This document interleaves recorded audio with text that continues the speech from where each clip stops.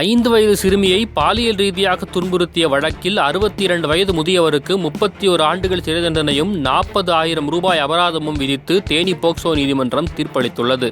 தேனி மாவட்டம் குமுளி காவல் நிலைய எல்லைக்கு உட்பட்ட பகுதியைச் சேர்ந்தவர் கோபாலகிருஷ்ணன். இவர் கடந்த 2022ஆம் ஆண்டு அதே பகுதியைச் சேர்ந்த 5 வயது சிறுமியை பாலியல் ரீதியாக துன்புறுத்தினார். இதுகுறித்து சிறுமியின் பெற்றோர் அளித்த புகாரின் அடிப்படையில் குமுளி போலீசார் போக்சோ சட்டத்தின் கீழ் வழக்கு பதிவு செய்தனர். இந்த வழக்கின் விசாரணை தேனி மாவட்ட ஒருங்கிணைந்த நீதிமன்றத்தில் உள்ள போக்சோ சிறப்பு நீதிமன்றத்தில் நடைபெற்று வந்த நிலையில் நேற்று தீர்ப்பளிக்கப்பட்டது.